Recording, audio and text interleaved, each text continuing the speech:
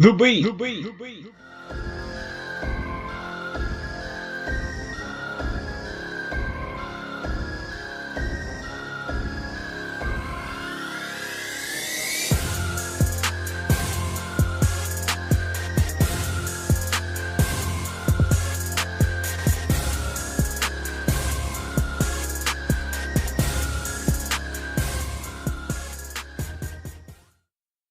And welcome to the Beat Podcast. I'm MJ here with BD. How's it going? As we continue our coverage of the NBA playoffs, the second round has just ended.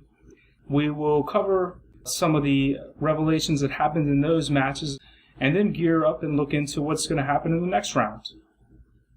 Let's start in the East. Well, like MJ said, it was a very interesting second round. I think a lot of teams won that we didn't expect. I was kind of surprised mostly by that Clippers-Houston series, but we'll get to that later. Yeah. I guess we could first start off talking about Atlanta-Washington. Probably John Wall's injuries had a little bit to do with why they lost, but it looks like I think Atlanta was able to find a way to play together and beat John Wall and the truth.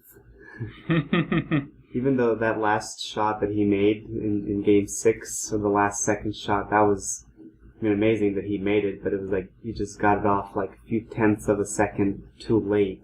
It was a way to go, though. I mean, if it is his last game, because he said that he might retire, Paul Pierce, at least, you made your last shot, you just didn't get to make it in time. So yeah, that shot was so insane. It was a buzzer beater shot. The offense on Washington looked a little stagnant on that play. I actually didn't think they'd even get a shot off. John Wall looked like he held the ball a little bit too long. Probably could have gave it to Paul Pierce a second or two sooner. Easier said than done with Atlanta's defense on him. That was an amazing shot by Paul Pierce, and it was literally so close to being good. It was on the tip of his fingertips. Yeah. And just, a fraction of a second sooner, and they would have gone into overtime, and who knows, it could have been a different outcome. Definitely. Yeah, and then just looking back at that series, it looks like all of the games were close, other than Game 4 that Atlanta won. But, they were all within a few points of each other, within like 6 or less, other than Game 4. So it was a really close series, and I think maybe, if I was in the Wizards organization, I'd take that and say, you were able to sweep Toronto in round 1, and then you played well against the best team in the East, record-wise anyways. We'll see. We'll find out after they play Cleveland if they truly are the best team in the East or not. So if they win and go to the finals, at least you can say to yourself, hey, we played, every game was decided within 6 points other than one. And we could have, even Game 6, we make that extra shot, Paul Pierce, and we're in Game 7. So I think a lot of positives to take away from Washington. Yeah, definitely. I felt like Atlanta, especially as the series went on, it looked like they might have been sort of had the young team syndrome where they sort of crumble because Washington had the advantage of Paul Pierce and the veteran leadership. But they didn't crumble, and they really sort of proved why they're the best team record-wise in the regular season in the Eastern Conference. They just played great team basketball and had some hustle plays that really helped them tremendously. In Game 5, Al Horford, who reminds me of a lot of Grant Hill as far as his professionalism and actually just the way he looks, although Grant Hill was a top 10 player in his generation, so they don't have that in common. But he had a big time rebound and put back in Game 5 that won them that game. Right. So it was a good team effort. Definitely. And also, I just wanted to say, going back to the John Wall injury, I don't know what it is this year, but there have been just tons of injuries to key players throughout the playoffs, not playing every game. And obviously, if you're injured, you shouldn't play. Kevin Love, obviously, he's gone for this season. Pau Gasol actually rested in some games for the Bulls. John Wall, And Chris Paul, too. Chris Paul rested. Mike Conley had the fractured bones in his face, and That's a little different, right? yeah, John Wall had some His face is fractured. literally broken or real fractured, but yeah. And then John Wall had the injuries in his hands, but really, I can understand what they're doing. They don't want the players injured long term. They're trying to save them so they can be more effective. But really, once you get to the second round of the playoffs, you just can't do that. These teams are just too talented to rest your key players. If you have to do it, you have to do it. But you're probably going to pay. That's for sure. Yeah, it's a tough call, definitely.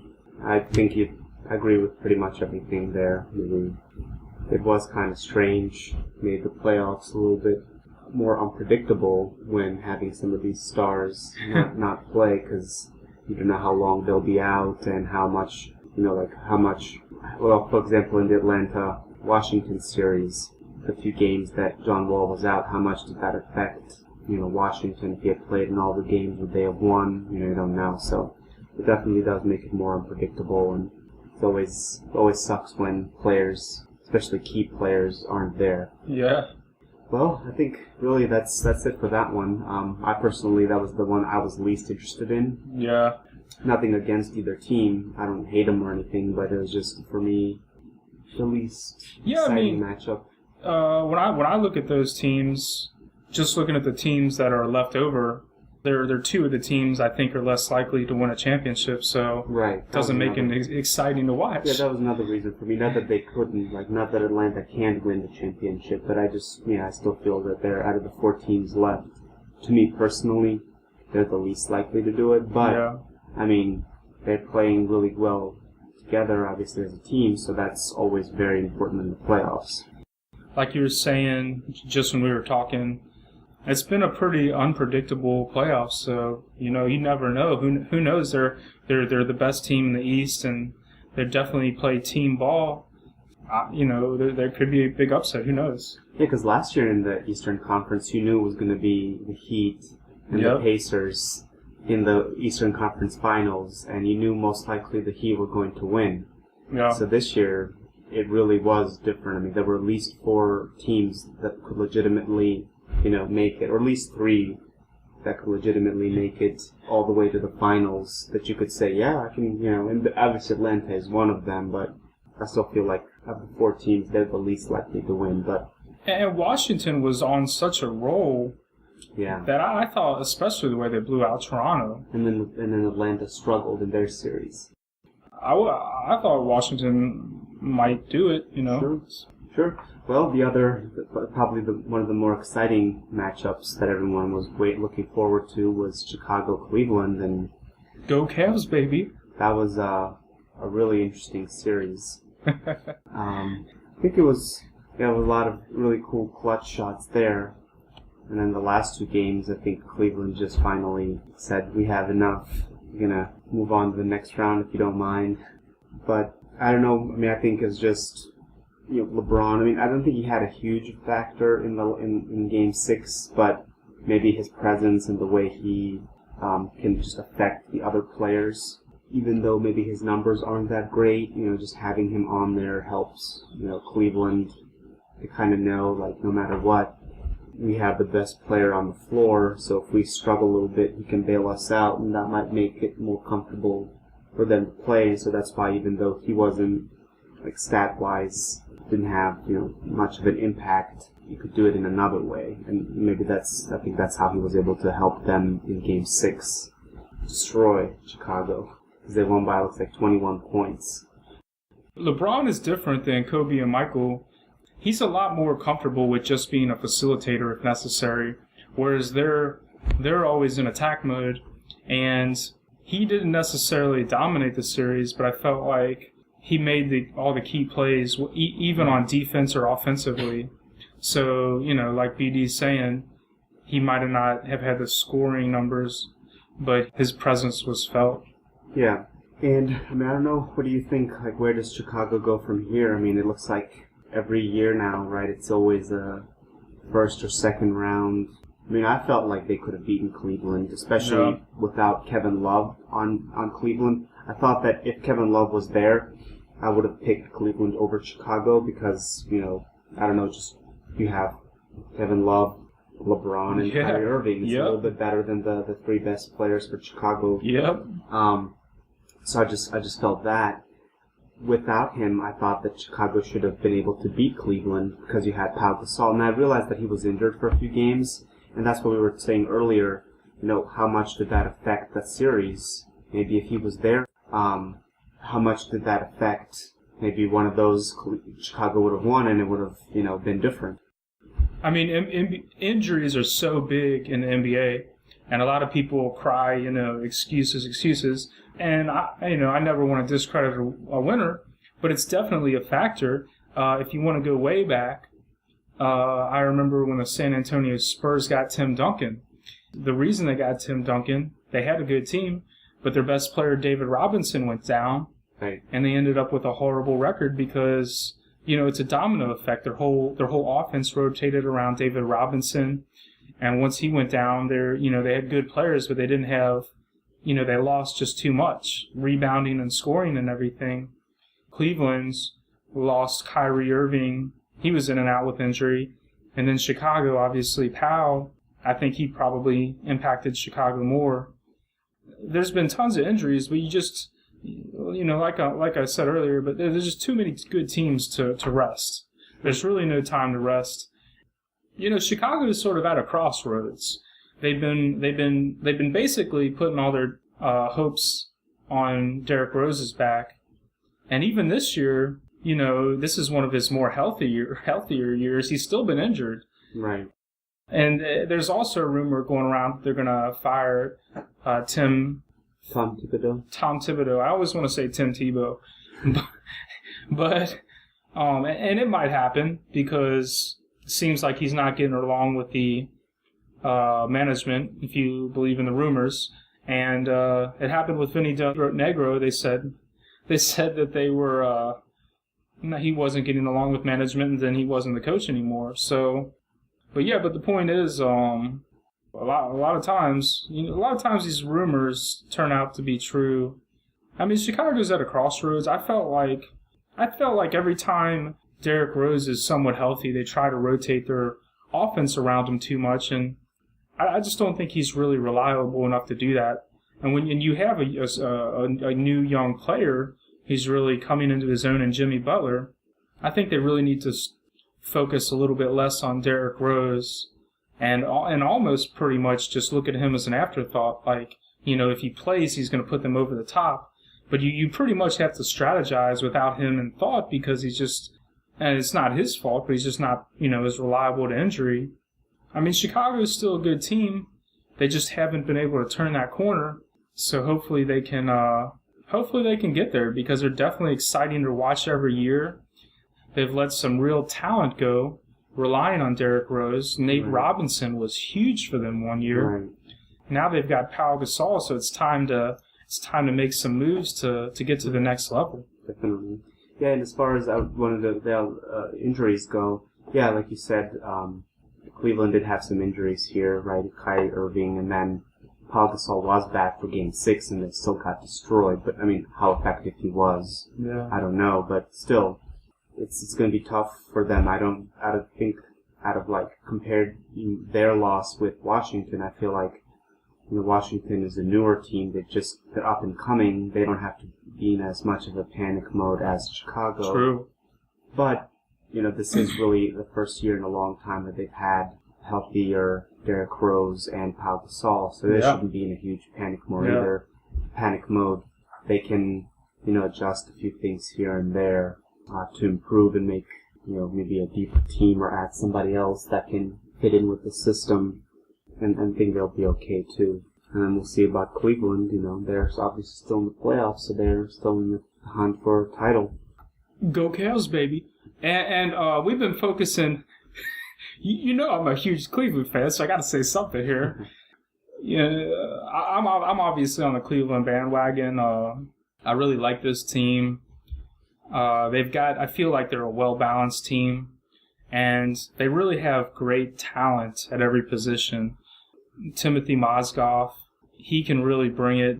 He's not your main focus of attention on offense, and he can contribute when necessary on offense. And what's, I think, most impressive about him is the defense.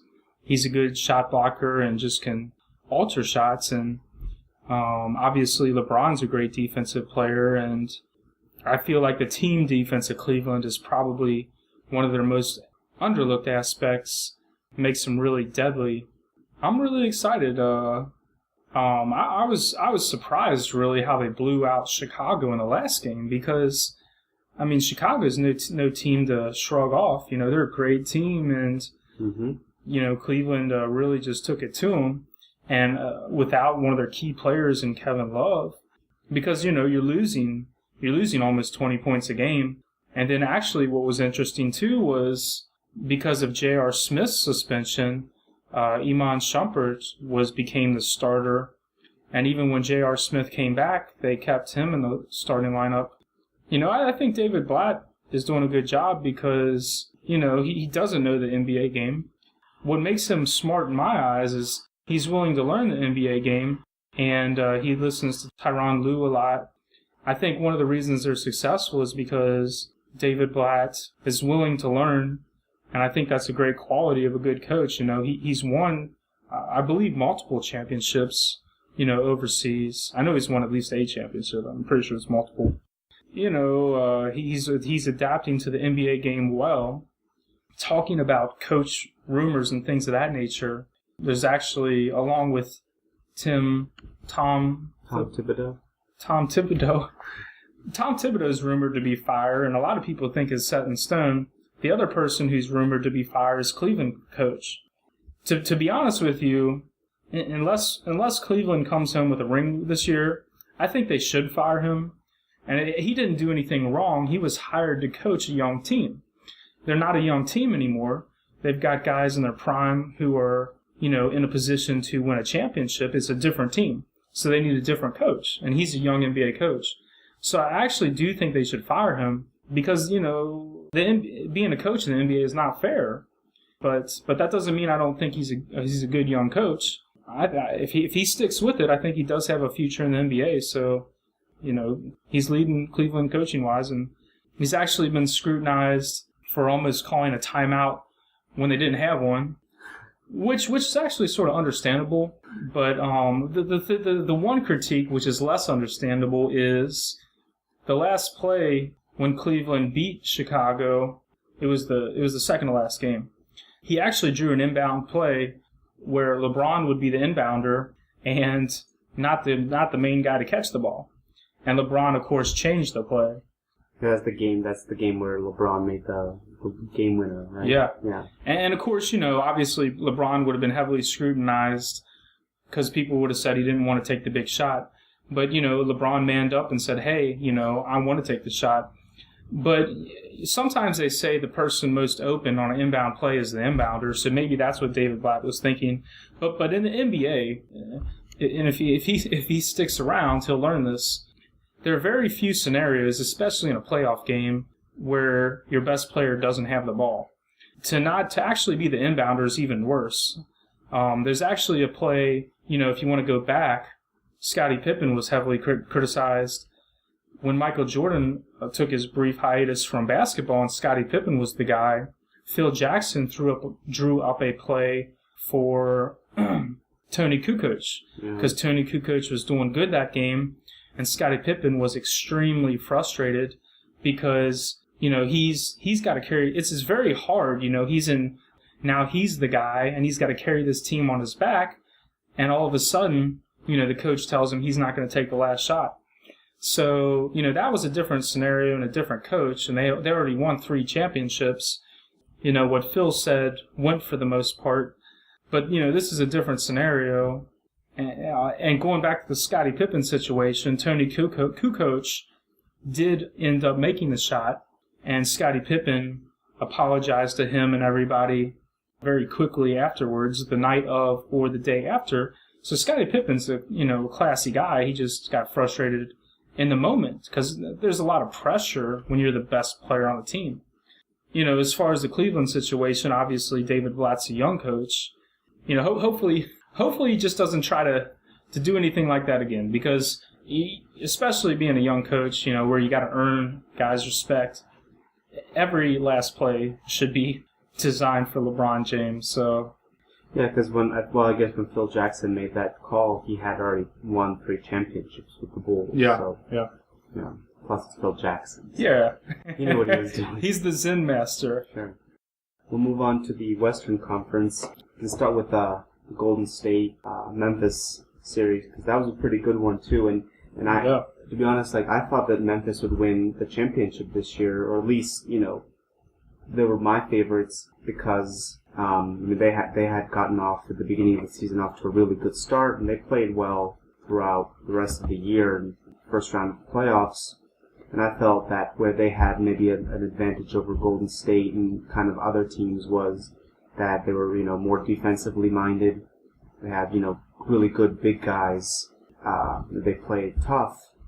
Usually, it's not obviously guaranteed, and it wasn't in this case, but usually that means a team like that will win more often in the NBA, I guess in sports in general, than one that's more predicated on offense and long-range shots.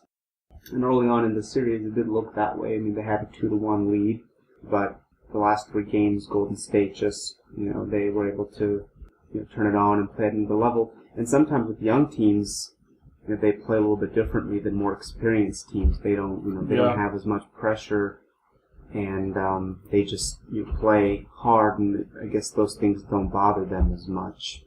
Even when you're down 2-1, just say, well, we're gonna give it everything and don't care about this or that. You just, I guess, don't let those things kind of get to you since you're young and I have lots of other opportunities, so that kind of doesn't give you maybe a mental block as it would if you're an older team and you say, man, I've lost so many times, what if I do this, lose again this year, and then you kind of let that get to you. So maybe that was a factor in why Golden State was able to, recover and win the last 3 games.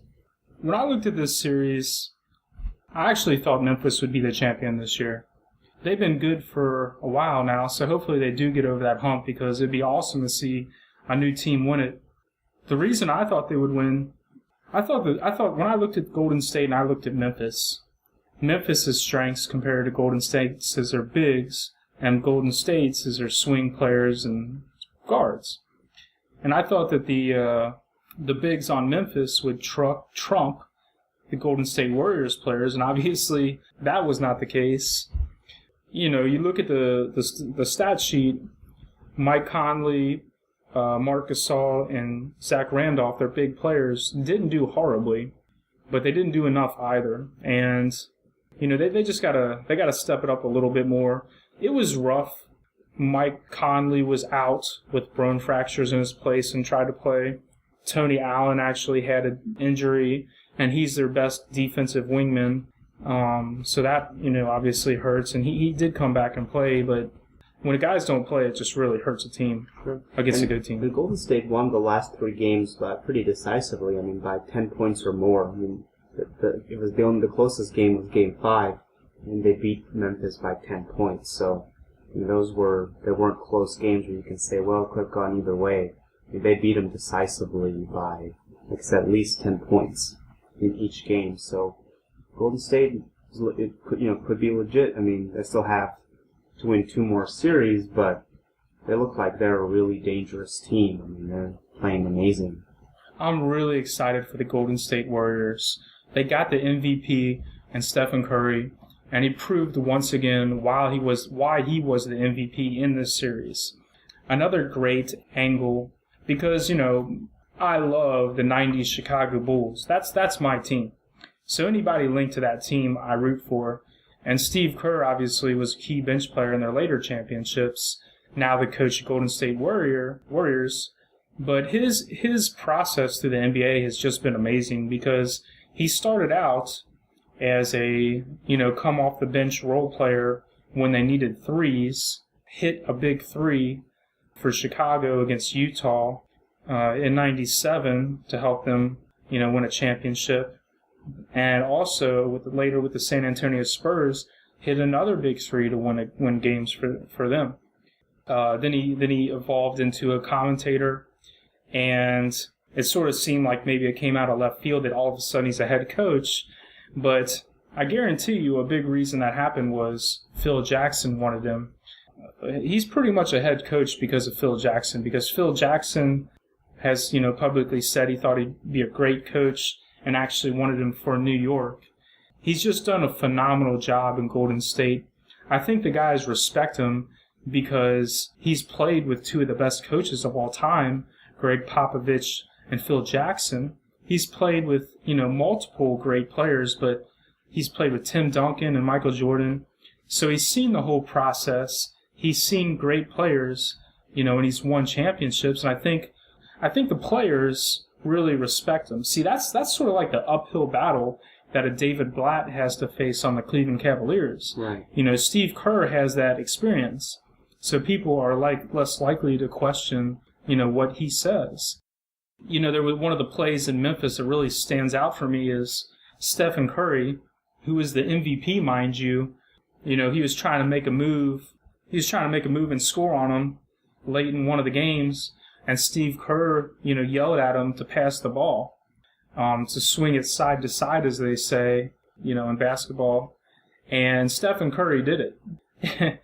You got to be a pretty respected coach to just boss around the MVP like that. Right. And I don't think that's their relationship or anything, but, Stephen Curry did it, and they rotated the ball, and I think it was Klay Thompson ended up making a three on the other side of the court.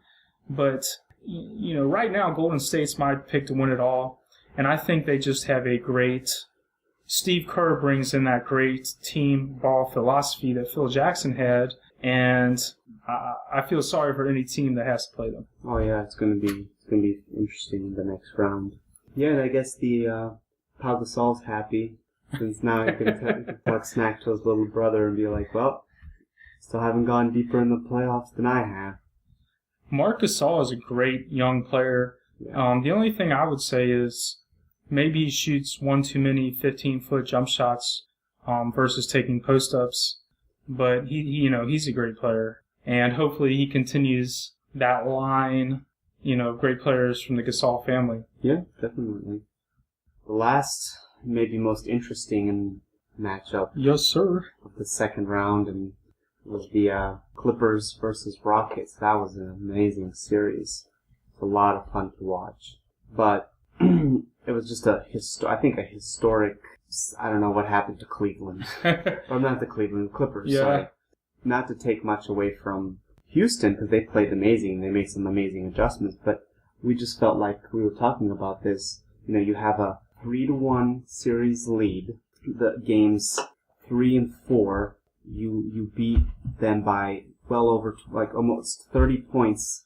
Well, they won game 4 by over 30 points, I think, and then game 3 by 25 or 24 points. And then you lose the next 3 games. Wow.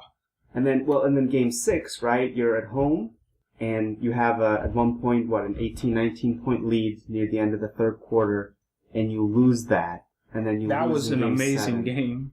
Yeah, and then game 7 really wasn't even that. And the closest it was, I think at one point, Houston or Clippers got back to within 3 points somewhere in the third quarter, early to mid third quarter. And then after that, it was just all really Houston again. So I don't know what happened to the Clippers. It seemed like so far at least, every team LA Clippers have played in, every series LA Clippers have played in, has been the most interesting series. Yeah, and really, I thought at beginning, before they started playing, I thought the Clippers would win, since they played so well against San Antonio, and it looked like for a long time there. I mean, after the first 4 games, 3-1 lead. It's like, yep, there's no way they're going to lose 3 in a row. Yep, it happened. And I don't know where they go from here. I think I was reading some article on ESPN, and those, as far as cap space goes and their options, they're kind of stuck. Yeah. Because I think they're going to, DeAndre Jordan, he's going to be asking for max money. And if they, if they're gonna, I think, I don't know who they could get to replace him, so they're probably gonna give him that. And with that, I don't think they'll have a lot of flexibility on what they can do. Maybe a few trades or sign a few guys here and there. But I mean, they just had a royal meltdown. It looks like, and that's what I want to give a lot of credit to Houston also. I mean, Kevin McHale, I think, really shows also how some of these players that become coaches, I mean, they know what they're doing. I think he was able to make those adjustments really well too. So we don't want to just, don't want to give zero credit to Houston. They really played well. But usually, when you have such a commanding lead, it really is, in my opinion, when something like that happens, it's more, I think, the team that lost, their fault than the other one. I blame the Clippers more for blowing it than I give credit to Houston, but they deserve a lot of credit because I think just being mentally, that's tough to prepare for and say, man, we got destroyed in games 3 and 4, and now we have to beat this team three times in a row. How the hell are we going to do that? And they did that. So a lot of credit should go to the Rockets, definitely. Yeah, I was surprised as well because they beat the Spurs, and it was a close series, and I felt like they gained that veteran swagger. Right, that's what I thought, and especially when they got it to a 3-1 lead. Yeah, and that's what they look like at the beginning of the Clippers-Rockets series. They look like they had that swagger of confidence. They look like a veteran team. Everybody was doing what they were supposed to, and then all of a sudden, it changed very, very quickly. Oh yeah. I felt like Kevin McHale is going to be a great new coach in the NBA. Obviously, he has that championship degree playing with Larry Bird. Yeah, 3 titles. He won with them in the 80s. And Charles Barkley actually said he was the best power forward he played against because he's so skilled. He has so many moves on the post. The tide for this series turned, to me, when they brought in J.R. Smith in Game 6. Josh Smith. They were actually losing. They were losing, and, James Harden was sort of losing his effectiveness, and sometimes it happens to great players, and Kevin McHale sat him for the rest of the game. Right. Now, if he was another coach, that probably wouldn't fly, but because he's Kevin McHale, he can do that, and the team really benefited from it. I think when I look at qualities of a great coach, they're not afraid to take out the best players. Some of these coaches are afraid to take out their best players, and they suffer for it. Phil Jackson was not afraid to sub out all of his starters if they were playing bad. It didn't happen a lot, but he would do it. It's a quality of a great coach. It allowed the other players to get freed up and be a little bit more free-flowing. And Josh Smith was very appreciative of Kevin McHale. He actually said that he was happy he was in a system where they allowed him to be himself. He wasn't sort of forced into a role. They allowed him to be Josh Smith, the type of player he is. And Josh Smith is one of the big keys to the turnaround for this series. Yeah. In Game 6, obviously, he pretty much was the man and carried the team, hitting big-time 3 after big-time 3. And he was also very effective in Game 7, too. Yeah. And I think we'll see a lot more Josh Smith in the playoffs because he's really the trade they made earlier in the season to get him. Yeah, I thought that was a really good trade, very smart. It took a while to pay off, but it certainly has now, right? Yeah, definitely. And I don't think that they would have won that series without him. I mean, they were pretty much done for, and they slowly made that comeback, and Josh Smith was at the lead of it. But I think that Houston really had a mental turn at that point defensively, even though you look at the stats, and the Clippers didn't have horrible, scoring nights. It seemed like the Houston defense found a way to shut them down to a point. They just started having these wide margins of victories. Yeah, because none of these games were close other than Game 2, which was decided by 6 points. That was the closest game. All the other ones were really blowouts in either direction. Yeah, I mean, the next closest game was Game 7, which really wasn't that close either. Houston won, I think, by by 13 points. So it was pretty strange. And then there was game 6, I think that Houston won by 12. But they were all decided by 10 points or more, or 12 points or more in either way other than game 2. So yeah, it was a pretty strange series. Like either one team was good or the other one was. and late in the games, as the series progressed, the Clippers' offense just seemed to get more and more stagnant. Yeah. And I don't know, you can only speculate if they lost confidence in their ability, or if it was just the Rockets' defense bothered them, or what. But they looked really stagnant at the end of the games. Sure. Even in the last game, they were actually close until I think mid-third quarter. But they just start getting stagnant later in the games. Yeah.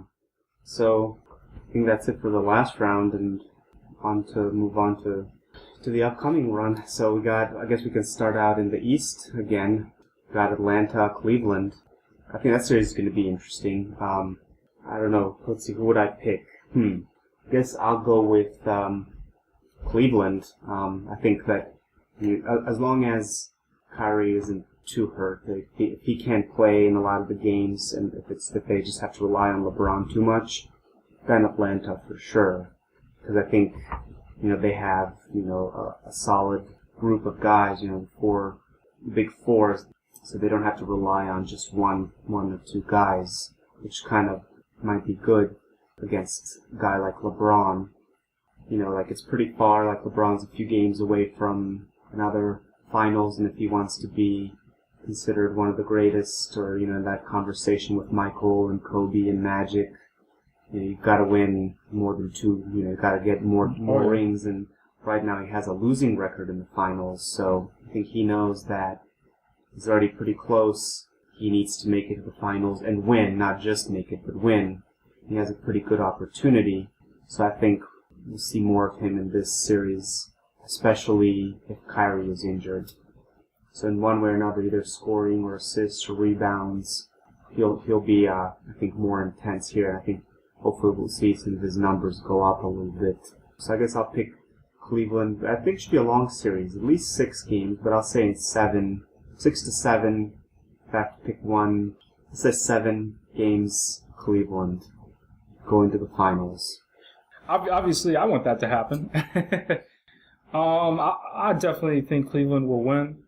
I'll say in 5, just because I like Cleveland, and I want to be optimistic. I want to be lower than BD. Okay. But games, man.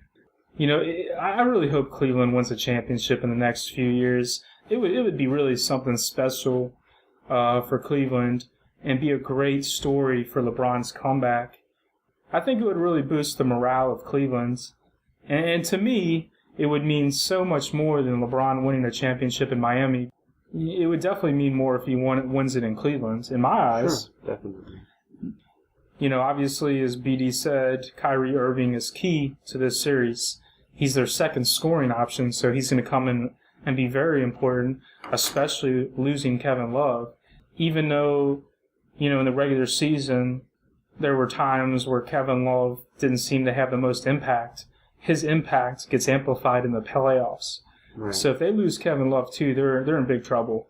J.R. Smith is not consistent, but he can sort of.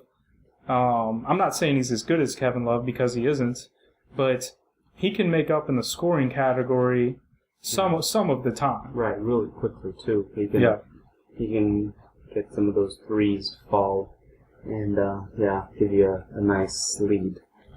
What I like about J.R. Smith is he reminds me a lot of Russell Westbrook. Obviously, he's not on the same talent level, but he's a very gung-ho, offensive type player. Instant offense is a terminology most people would use, where he's going to come in the game, and if people are maybe feel shut down by the defense or not comfortable by the defense, or they just need scoring, he's the type of player you bring in, and he's going to try to give you something. Right, definitely. I think like we were talking earlier, we were saying LeBron being such a good defensive player can shut down some of the best guys, and we talked about the finals when they played Oklahoma City, and he just shut down Durant. We were saying that might be one advantage that Atlanta might have is that they don't have to worry about LeBron shutting one guy because they don't rely on any one guy, to help them win. They do it as a team. So even if, one of the players, whoever he's guarding, is not having, a good series, I think for Atlanta they can overcome that easier than some of the other teams. So that might be something to kind of look at and see how that plays a factor in the series. I agree 100%. I mean, Atlanta, I think sort of like at the end of the season, they were sort of on the decline, and Washington was sort of on the, on the uphill, going up. They're no team to take for granted. They came back and beat Washington. While I think Cleveland has, more talent all around, you definitely do not take this series for granted. And if Kyrie Irving's out, Cleveland might be in big trouble. Because, like BD said, you got a team that well-rounded. They actually played 4 players in the All-Star game. That's an impressive team. Definitely. So I guess Houston, Golden State. I think that's going to be a very interesting one. I've been picking other teams to win other than Golden State, not giving them their credit, and not because I don't think they're capable of winning. Obviously they are, since they've done it. But I think it's just because they're a young team and they relied a lot on their shots. But it looks like that might be a big positive for them. Yep. So we were just saying it's harder for teams like that playing with that style to win a championship. It has happened before, but it's just not as easy to do it because if you're having a night off or you can't make your shot or teams adjust to you, then you don't have as many options. But if you're defensively minded and play tough, you can't really take that away from you. And that's why I thought that Memphis was going to win, but Golden State took care of business. So I'll pick Golden State over Houston in, let's say, 6 games. But I mean, not that Houston can win. If they do, it'll be, I think, utilizing Dwight Howard, because I don't think that that Golden State has any big guys that can go toe-to-toe with Dwight. So if maybe Houston can utilize him and he stays out of foul trouble, which you shouldn't have that many issues in this series. And going up against DeAndre Jordan, I can understand why he got in foul trouble a few games. But in Golden State, I don't see anyone really being that difficult of a matchup for him. So if they utilize him a lot, I can see him being like kind of maybe the X factor. If he plays well, gets a lot of rebounds, and takes away easy buckets to where they only have to rely on their jumpers and threes, then Houston can do it, because you have James Harden and Josh Smith, who are also excellent shooters, and that might be pretty fun to watch. And then obviously I give Houston an advantage on the defensive end because of Dwight Howard. He might take away some of those easy shots. So if Houston can do that and utilize Dwight's size, and he can play effectively, then Houston can take it. But I'd say overall I'll pick Golden State in 6 games. I agree. I pick Gold. At this point, it's not good. It's not good to bet against Golden State. Right. But I do think they will win the series. In fact, I think they will be the champion this year. Golden State's they've just played great team ball, and Stephen Curry seems to step up whenever necessary. But yeah, Golden State is not a team that's going to go into panic mode. Sometimes coaches will go into a little bit of a panic mode, and Steve Kerr is not going to do that, and neither will Golden State. So, I think they're the best team this year. Houston is no team to snuff at, though. The playoffs is all about matchups. Dwight Howard is going to win that matchup in the center position. There's no question about that. James Harden has got a vendetta. He wants to prove to everybody that he should have been MVP and not Stephen Curry. So it should be an extremely exciting matchup. Josh Smith is going to have a bigger role in this series after proving himself in the previous series. And we won't have long to find out. The first game is tonight, so we're recording on Tuesday. Should be an exciting series. I see Golden State coming out on top. But Houston has surprised me the whole playoffs, beating both Dallas and the Clippers. So they're a dangerous team. They got a great defense, especially on the interior. Dwight Howard seems to have finally overcome his injury and playing well again. You know, Houston, like Memphis, probably wins the battle on the interior, whereas Golden State probably wins the battle, you know, with your guard and perimeter player. So it's gonna be a battle.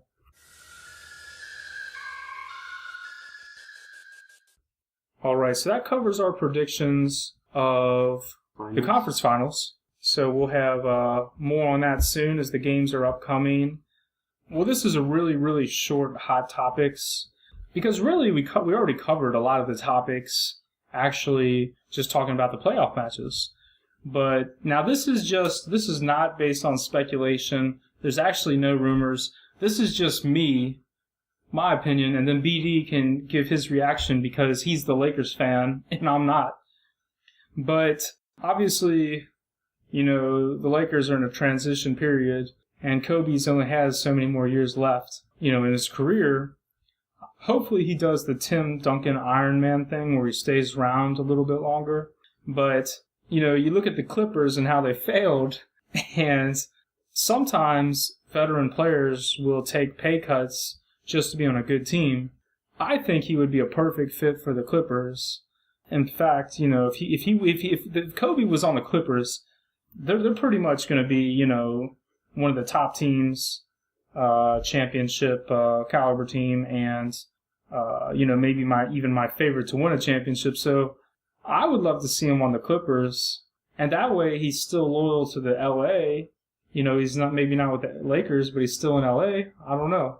Yeah, I mean, I don't. Well, he has, I think, does he have 2 years left on his contract? Is it 2 years? But I mean, I don't know how the contract is designed. Like, I'm sure he has like a no trade clause where they can't trade him, but I don't know if he's allowed to demand to be traded. So I don't see it, because I don't think the Lakers would just give up Kobe for nothing. They probably have to get, lose half the good players on the Clippers to get him, huh? Well, I'm sure they wouldn't give up like Chris Paul or Blake Griffin for him, but they have to give up a few other players. But I mean, if he was on the Clippers, I'd say they'd probably be the favorites to win. Yeah. Because you'd have. I mean, he'd take, as long as he was, you know. I mean, obviously you don't need the Kobe from like 2009 and 10 and 8 when he was winning championships, but I guess as long as he could give them like 20 points a game, you know, pretty easy without having to take too many shots, could make it work. And Chris Paul obviously would make it easier for him. But I mean, I would pick them probably to be the favorites to win it all. But I just don't see how it would be possible with the contract that he has. Yeah. And the other thing, they don't have cap space wise, right? They don't have enough money because his contract is huge. Oh yeah, they really a lot of money. They're hooking him up. The Clippers would be way over the limit. I mean, so I just don't see. They probably would have to trade. Like, it would be stupid to trade Blake Griffin. Yeah. Because I mean, you know, maybe 3 years ago when Kobe had 3 or 4 years left of being a good player, sure. But now when he's got maybe 1 or 2 years left, it would be pretty stupid to trade Blake Griffin for even Kobe at this stage. True. Yeah, because a good team has always got to be well balanced, and you'd be gaining a guard and losing an interior player, their best interior player. Right. So I mean, same with Tim Duncan. You know, he's a great player too, but he's not what he was a few years ago. So you wouldn't want to trade your superstar for Tim Duncan either. Like, you know, say the Clippers again. Like, I wouldn't be like, we'll give you Blake Griffin if you give us Duncan. I don't think you're getting anything in return for that either. That's very true. I mean, it would be cool, like, if he could go without them having to give anything up. Sure, yeah, I mean, I'd put them as probably the favorites to win it then. He'd definitely put them well over, especially in the playoff. Did you imagine him in that series against Houston? Yeah. Dwight Howard? Or kiss my ass, Dwight. Man, that would have been nice. But, just the way that the contracts and the salary cap is set up, there's just probably, I don't know of any way that it could possibly work. Because the Lakers owe him a lot of money. Well, here's one that might actually happen. Because that was just my personal... I would like to see Kobe on a good team. But this actually could happen, and this would make a big splash. on the NBA scene as far as title contenders are concerned. LaMarcus Aldridge, he's actually going to be a free agent. He's from the Texas area. So there's actually a rumor that he could be a Spur. If it happens, I think the Spurs are back again. I think they're probably going to win another championship. He brings in scoring. I think one thing that really hurt the Spurs during the playoffs was Thiago Splitter is a good player, but I don't really felt like he played great against the great interior players of other teams. It sort of seemed like Tim Duncan was a little bit on his own, and they had to, there's two great interior players on the Clippers. He has to go up against Blake Griffin and DeAndre Jordan, and that's a lot, especially when you're old. Tim Duncan's not a strength player; he's a skill player, and he did do his part. He did amazingly well, but their defense wouldn't be able to focus on him as nearly as much with LaMarcus Aldridge, especially with all the scoring he brings. Sure. So I actually hope this happens. It would be unfortunate for the Trailblazers because, obviously they're pretty much going to go from a great to average team when they lose him, if it happens. But I'm for it, and, Spurs might have one last run in them. Yeah, maybe. I mean, if he goes there, I'll definitely be, the top three to win in the West and in the East. Like that, probably I wouldn't see any other team better than them. Obviously, it hasn't happened, and we'll have to see how everyone plays next year. But with a coach like Greg Popovich, you could probably work out a good system to get them all playing well. And then, of course, another factor would be Ginobili, because if he leaves and he doesn't come back, then that wouldn't be as big of a trade. But it still would make them overall better, even if they got him and didn't have Ginobili. That would still be an improvement over this year, since Ginobili is at the end of his career. One thing I'm going to miss the most about Ginobili not playing whenever he does decide to retire is TNT, Charles Barkley going, Ginobili. That is so funny. I can't obviously do it as good as him, but that's what I'm going to miss the most. The end of an era. Yeah, Charles Barkley likes Manu Ginobili. Well, the last thing, and this isn't really a hot topic per se, but I'm just throwing it in there because we're talking about the playoffs, and it's always fun to speculate about the playoffs and the finals and all that stuff. If the Cavs do play in the finals, I really believe they have a good chance of winning. And they're even though I won't pick them to win. So I'll go ahead and say that right now. But the reason I think they have a good chance is because when the Cleveland Cavaliers played the Oklahoma City Thunder, it was the Miami Heat versus the Oklahoma City Thunder, LeBron James pretty much shut down Kevin Durant as much as you can shut down an all-star. What bothered Kevin Durant was the physicality of LeBron James. And some team, there's different types of teams in the NBA. Some teams rely more heavily on their superstar. Other teams are a little bit more well-balanced. Things like that. But if it does come down to Golden State Warriors versus the Cleveland Cavaliers, which is my prediction, and I would pick Golden State to win, there is the possibility that, they put LeBron on Stephen Curry, which they would do if they're smart. But of course, they got David Blatt, so we don't know if that'll happen. But LeBron, it's sort of like cutting the head off the chicken. There's no doubt their offense goes through Stephen Curry, and he's insane at his ability to hit tough 3-point shots. But I don't know, when they play the Spurs, they're not really the same style of team, so they don't have to worry about that. But when the Miami Heat play the Spurs in the finals, but with Golden State versus Cleveland, if that would happen, I really could see LeBron's physicality stifling Stephen Curry to an extent, similarly to how when LeBron was with Miami Heat and he guarded Kevin Durant, he stifled Kevin Durant. Yeah, I think that's a possibility.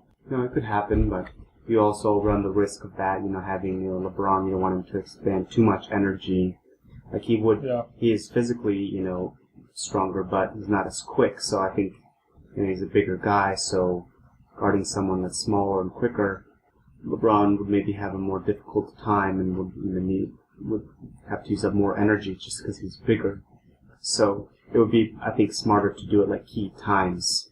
Yeah. Maybe near the end of this, like second half, near the end of games, not to do it throughout the entire game, because that probably, if you do it for a really long time, it would benefit Steph Curry more than LeBron, because he would get tired. Plus, he's older and he's been to the finals a lot more times. He's got more minutes logged on his body, so it would be good to use sparingly. Yeah, that's a really good point. I mean, during the mid-season, the Cleveland Cavaliers rested for LeBron for about 2 weeks. He had some injuries. Yeah, and it really helped him a lot. He came back great. The NBA season is a wear and tear league. You know, it ages these players because they're playing so many games and practices and things like that. And if you're on a good team and you make it to the finals or go deep in the playoffs, you know, your season isn't ending until some point in or at the beginning of the summer. So that's a really good point.